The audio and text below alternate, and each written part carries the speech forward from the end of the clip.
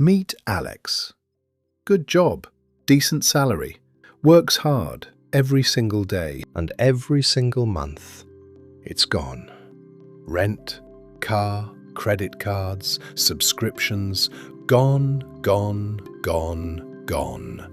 Back to zero, back to work, paycheck, repeat. This isn't a discipline problem, it's a thinking problem. And one book nailed it decades ago. Rich Dad, Poor Dad.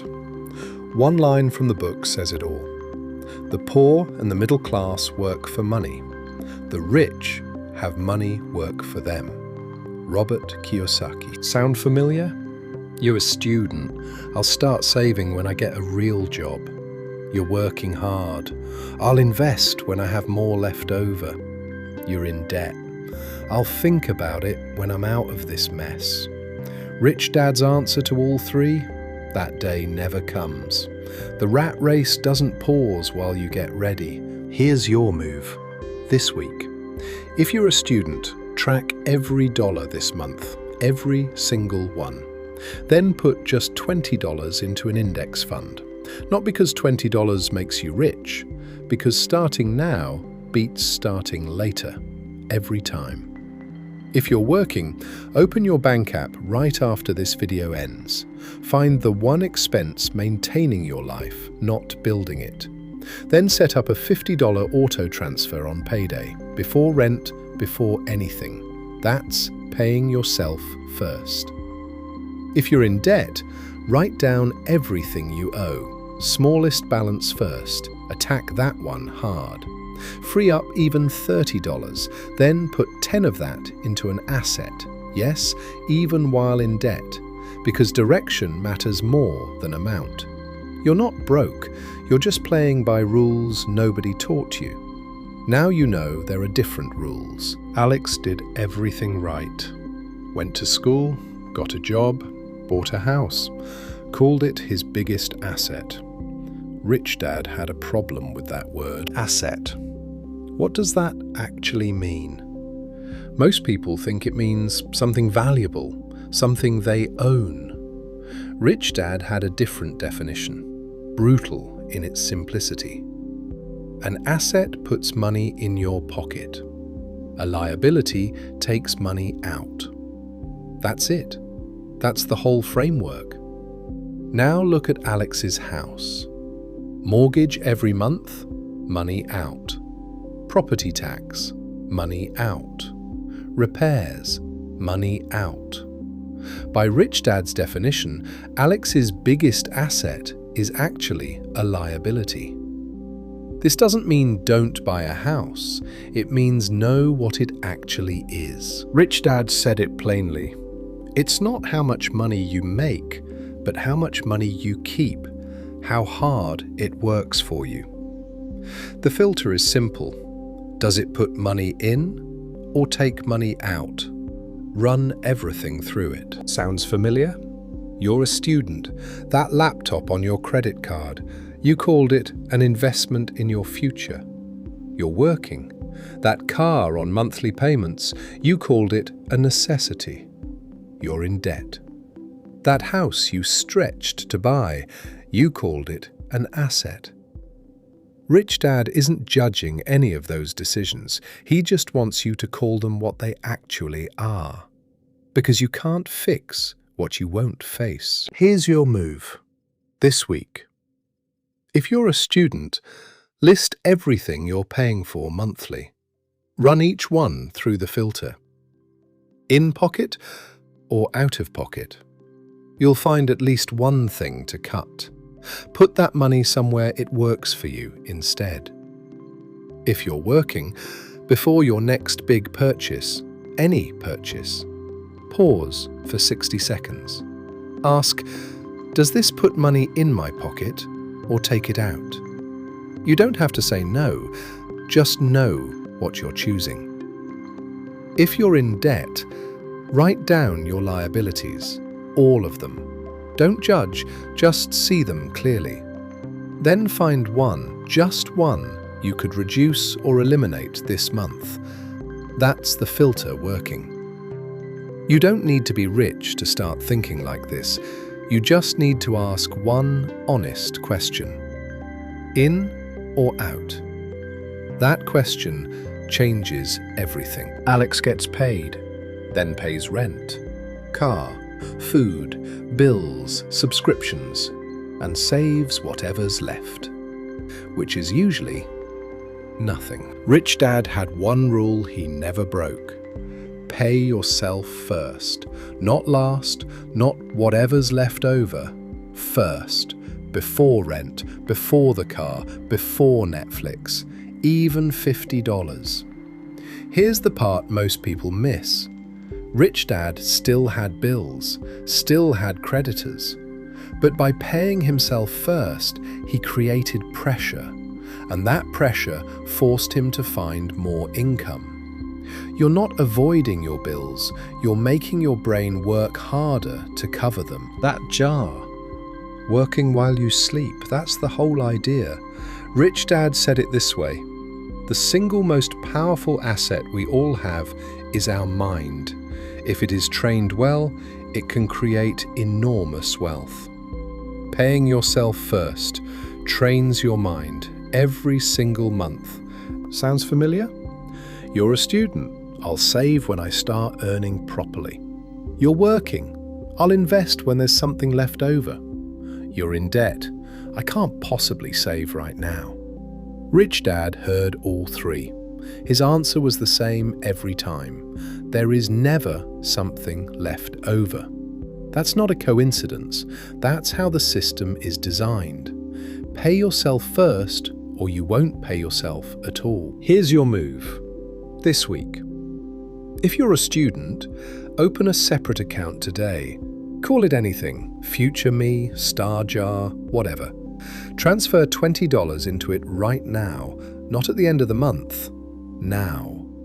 Time is your greatest asset. Don't waste a single month of it. If you're working, set up an automatic transfer on payday, $50 minimum. Goes out before you even see the money. To an index fund or high-yield savings, not a checking account. Make it move.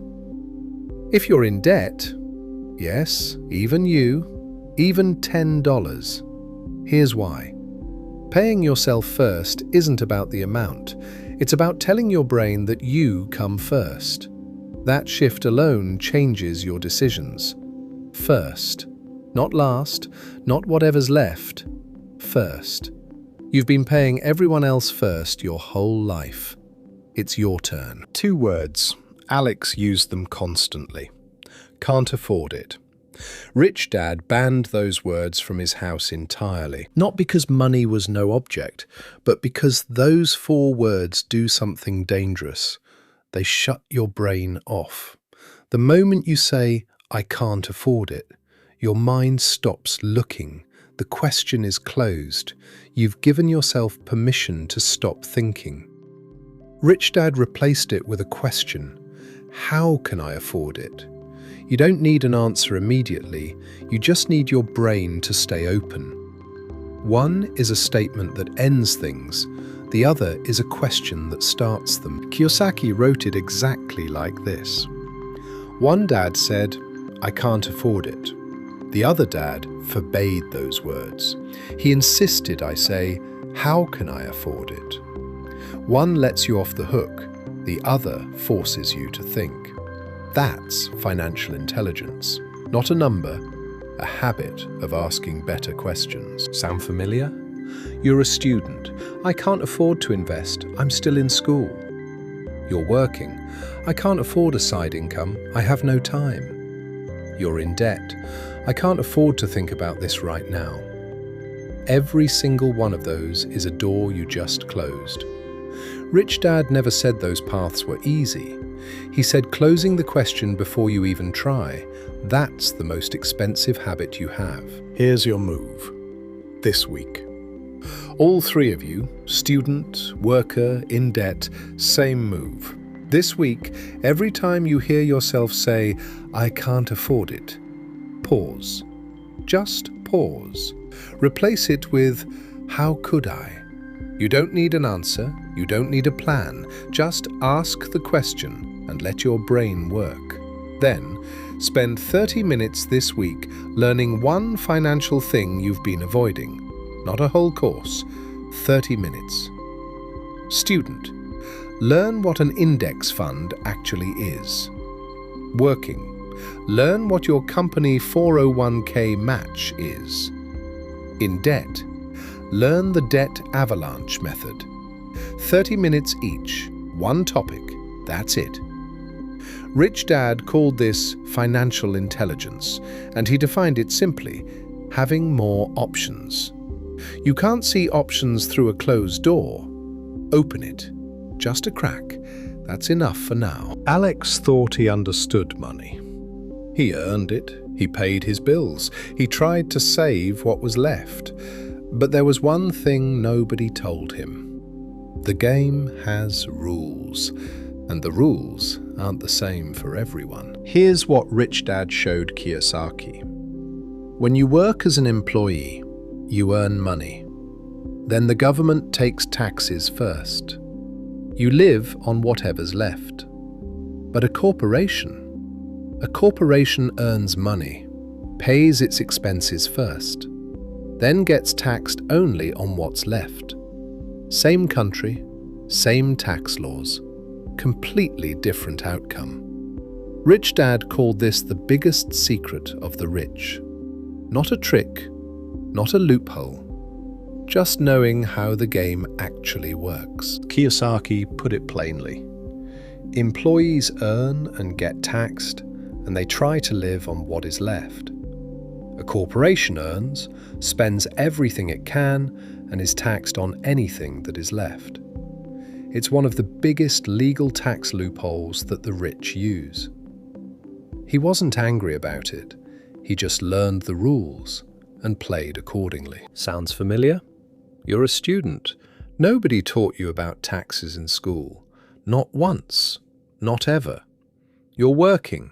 You see the deductions on your paycheck, but have no idea what half of them mean. You're in debt. You're paying interest that isn't tax deductible, while the wealthy write off almost everything. Rich Dad wasn't blaming anyone for this. He said the same thing every time. Financial ignorance has a price, and most people pay it without even knowing they're paying it. Here's your move. This week, you don't need to form a corporation today. You don't need a tax attorney. You just need to start learning the rules. If you're a student, search 401k explained for beginners. Spend 20 minutes, that's it. When your first job offers you a 401k, you'll know exactly what to do. And you'll do it from day one. If you're working, find out if your employer matches your 401k. Right now, after this video. If they do, and you're not maximizing it, you are leaving free money on the table. That's the most painful kind of financial ignorance. If you're in debt, learn the difference between tax-deductible debt and non-deductible debt. Some debt actually reduces your tax bill. Most people don't know which is which. 30 minutes of reading this week changes that. You don't need to be rich to start learning how the rich think. You just need to be curious. Rich Dad said it best. If you work for money, you give the power to your employer. If money works for you, you keep the power. Learning the rules is how you keep the power. 1 year later. Same Alex, same job, same desk. But something is different. Alex didn't quit his job, didn't get rich overnight, didn't move to a beach and post about passive income. He changed 3 things: how he sees money, how he pays himself, and the questions he asks. That's it. The jar in the corner of his desk is small, but it's growing. He runs the filter before every big decision. He asks how, not if. He's not on the treadmill anymore. He's just walking forward, slowly, but forward. Rich Dad had one last thing to say about the journey. Winners are not afraid of losing, but losers are. Failure is part of the process of success. People who avoid failure also avoid success. Alex made mistakes this year. That's how he learned. That's how everyone learns. Where are you right now? Maybe you tracked your spending for the first time and didn't like what you saw. That's a win. Maybe you set up a $20 transfer and it felt embarrassingly small. That's a win. Maybe you asked, "How can I afford it?" and still don't have an answer yet. That's a win. Rich Dad wasn't looking for perfection. He was looking for direction. You're already moving. You just might not see it yet. Here's your final move. Right now, pick one thing from today's video, just one. Student, set up that $20 transfer today, not tomorrow, today. Working. Find that one expense this week, the one maintaining your life, not building it. Redirect even part of it. In debt. Write down your smallest balance tonight. Make one extra payment this month, even $10 extra. Watch that chain get shorter. That's all. One thing this week. If today sparked something, go read Rich Dad, Poor Dad. Link is in the description. It goes much deeper than we could in 9 minutes. But here's what we want you to remember. You don't need to finish the book to start. You don't need to have it all figured out. You just need one move this week. See you soon. Same format, different book.